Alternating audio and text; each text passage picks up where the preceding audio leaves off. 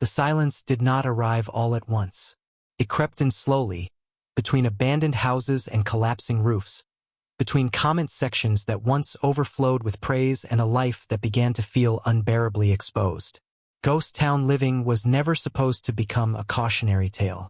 It was meant to be a refuge, an escape into forgotten places where time had stopped and history still whispered through broken windows. Millions watched as one man breathed life back into a dead town, nail by nail, memory by memory. But behind the calm voice and the methodical restoration, something darker was unfolding. What happens when a dream built on isolation becomes a prison of its own making? When admiration turns into pressure and solitude into suspicion? As the audience grew, so did the weight of expectations, of scrutiny, of a life lived entirely in public view. The town was empty, but the eyes watching were endless. And somewhere between preservation and obsession, the line between purpose and collapse began to blur. This is not just the story of a ghost town being restored. It is the story of a man slowly disappearing inside it. And the question lingers, heavy and unresolved. Did ghost town living save him, or quietly consume him? The story does not begin with a camera or a town or even an audience. It begins with an ache, quiet, persistent, and unnamed. Long before the first abandoned building came into view, there was a man moving through modern life with a growing sense that something fundamental had gone missing. Cities felt too loud. Conversations felt rehearsed. Days blurred together under artificial lights and constant motion, leaving behind a fatigue that sleep never seemed to touch. The world moved fast, demanded attention, demanded compliance, and offered little space to breathe. In that pressure, isolation began to feel less like loneliness and more like relief. The ghost town entered his life not as a bold dream, but as a whisper, a place forgotten by time, stripped of expectation, where silence was not suspicious but natural. Purchasing it was framed outwardly as an unusual project, a daring experiment. Internally, it was an act of quiet desperation. Control, meaning, and stillness, things that had eroded slowly over years, suddenly felt attainable within the boundaries of empty streets and collapsing structures. The first days in the town carried a fragile kind of peace. Wind moved freely through broken windows. Footsteps echoed without interruption. The absence of human noise allowed something inside him to soften. The work was physical, deliberate, grounding. Rotting wood was replaced board by board. Rusted hinges screamed briefly, then settled. Each repaired structure felt like a small act of restoration, not just of the town but of himself. Silence became therapy. Decay became purpose. But even in those early moments, subtle fractures were already forming. The camera was never far away. Documentation felt necessary, almost compulsive, as if proof was required that the calm was real. The lens became a companion, a witness, and slowly, a shield. There was comfort in narrating the work, in shaping the story before someone else could. Beneath the rejection of society lived a quieter fear, the fear of being unseen, of disappearing entirely. The town was wounded, roofs sagging, paint peeled away by decades of neglect. And so was the man restoring it. Each repair concealed as much as it revealed. Each quiet moment carried an undercurrent of tension, an unspoken question about whether isolation was healing him or merely delaying something darker. Then, almost without warning, the silence changed. The first video went live with no ceremony, no expectation, just an upload released into the digital void.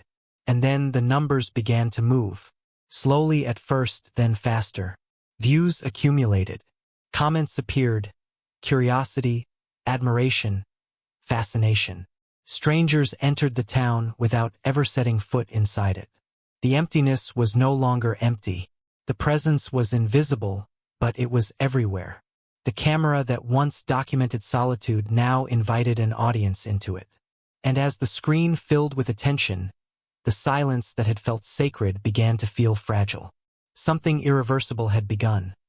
Not loudly, not dramatically, but quietly, the way all the most dangerous shifts begin. The town was no longer alone, and neither was he.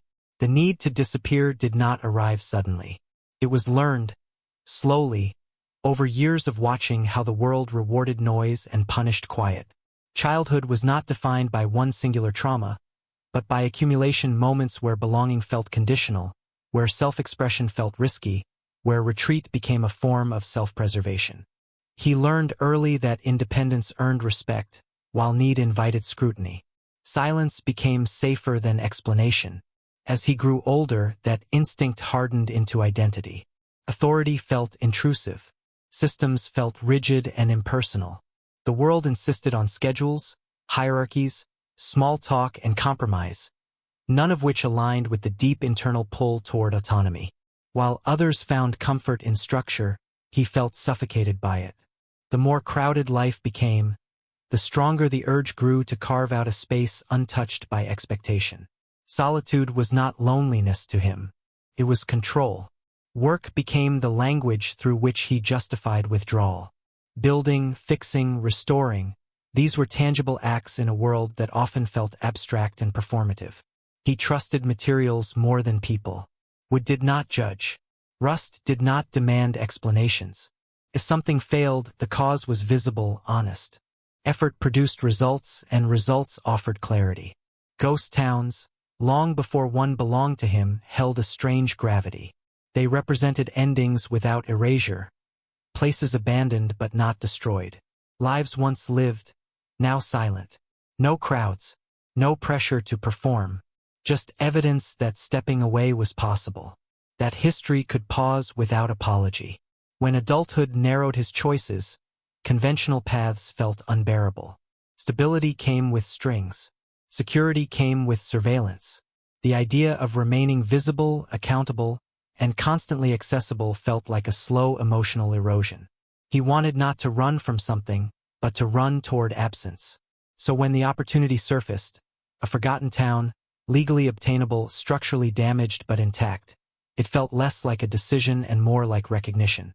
As if the idea had been waiting for him, fully formed, long before he was ready to admit he needed it. Friends questioned the practicality. Others dismissed it as eccentric fantasy. But internally it felt inevitable. The day the contract was signed was quiet. No celebration, no sense of triumph. Just a stillness that settled heavily in his chest. The ink dried slowly, binding him not just to land and buildings, but to a life defined by separation. In that moment, escape stopped being theoretical. It became permanent. What he did not yet understand was that isolation, once chosen, demands loyalty, and that building a life away from the world does not guarantee the world will stay away. As he stepped deeper into the dream of disappearance, something unseen began to follow. Patient, silent, and waiting to be invited in. The papers were signed. The path was set, and there was no turning back. Fame did not arrive like an explosion. It arrived like weather, gradual, surrounding, impossible to stop once it settled in. At first, it felt harmless, encouraging even. Views climbed steadily, comments multiplied, and the quiet labor of restoration suddenly carried witnesses. The town, once invisible to the world, was now being rediscovered through screens, one algorithmic recommendation at a time. What began as documentation slowly transformed into performance. Each video followed the same calm rhythm. Early morning light spilling across empty streets, the soft crunch of gravel under boots, the measured cadence of a voice narrating repairs and plans.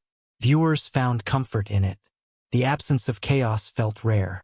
The solitude felt earned. And for a time, the attention felt validating, proof that choosing isolation had not meant choosing irrelevance. But validation is a subtle drug. As the audience grew, so did expectation. Viewers wanted progress, consistency, reassurance. The work was no longer just for the town. It was for the invisible crowd that waited on the other side of the upload button.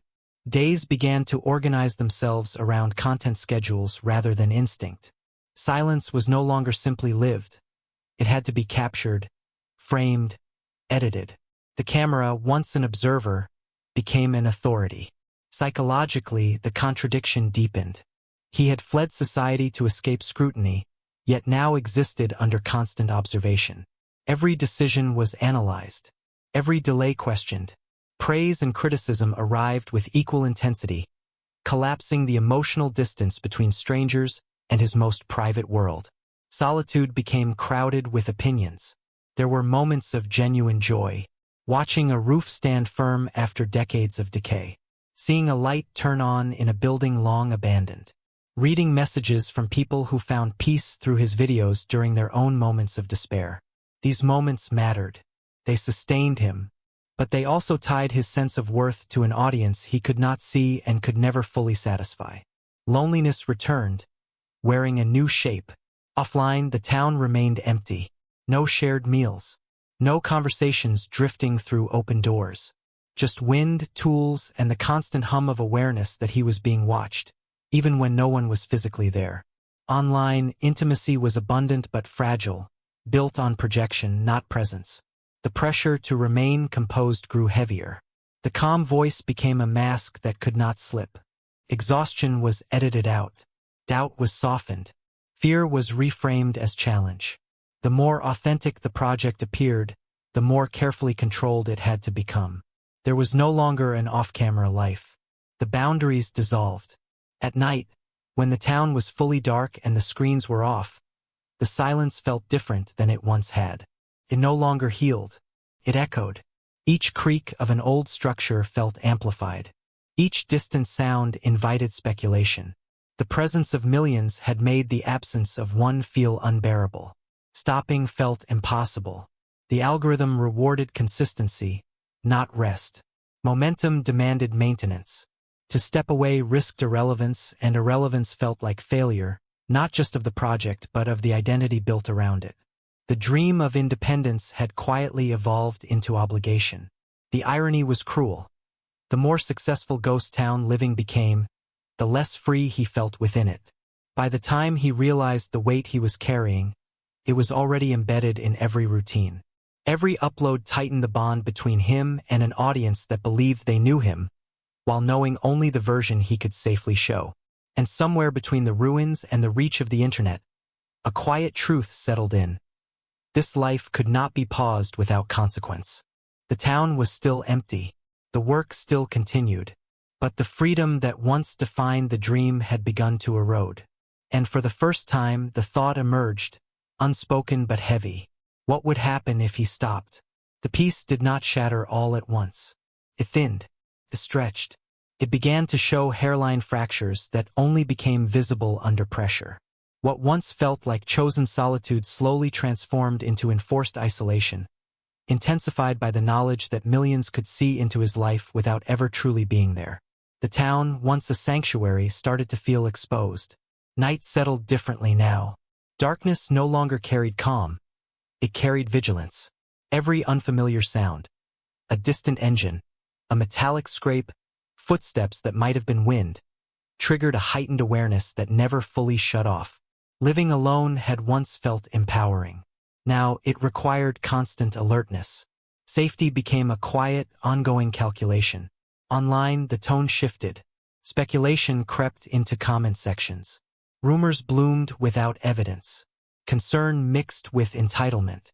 Viewers debated his mental state, his decisions, his future, as if proximity through a screen granted authority over his reality. Support was still there, but it came bundled with pressure, the expectation that he remain present, productive, calm. The mask grew heavier. The work itself began to strain under its own scale. Restoration projects multiplied faster than they could be completed. Responsibility stacked on top of responsibility. The town demanded more than one person could reasonably give, yet stepping back felt like betrayal of the audience, of the dream, of the version of himself that had promised resilience above all else. Isolation deepened, not because no one was around, but because trust became complicated. Inviting help meant inviting risk. Sharing space meant surrendering control. The very autonomy he had built his life around now prevented relief from entering it. Moments of doubt slipped through the cracks of narration. Uploads slowed. The calm voice hesitated. The silence between videos grew heavier, charged with questions he did not answer. Viewers noticed. Concern turned sharper. Absence became a narrative of its own. Inside, fear did not scream. It whispered. It asked whether the town could protect him if something went wrong. Whether being known by millions made him safer or more vulnerable. Whether the dream had grown too large to contain the person who created it. The town felt different now. Buildings loomed instead of comforted. Empty streets no longer felt open. They felt watched. The same isolation that once soothed his nervous system now fed it with unease. There was no dramatic collapse, no single moment of breaking, just a sustained erosion of certainty. Eventually, withdrawal became inevitable. Videos arrived less frequently. When they did, they carried a weight the audience could feel but not name. The spaces between updates filled with speculation, concern, impatience. Silence, once the defining aesthetic of ghost town living, now felt ominous. The question hovered unspoken but unavoidable. Could this life continue without costing something irreversible? The town still stood. The dream still existed. But the man inside it was no longer certain whether staying meant survival or slow disappearance. And as the uploads faded and the quiet grew louder than ever, one truth emerged with chilling clarity. The refuge he built might be the very place he needed to escape from. The silence that followed was no longer performative. It was not curated, framed, or softened by narration. It arrived raw and unresolved, settling over the town like dust after a collapse. For the first time since the project began, the quiet did not ask to be shared. It simply existed. Distance created perspective. Away from the constant rhythm of uploads and expectations, the emotional weight of the years spent inside the dream began to surface. The exhaustion was not just physical, it was existential. Carrying a town alone had demanded more than labor. It had demanded identity.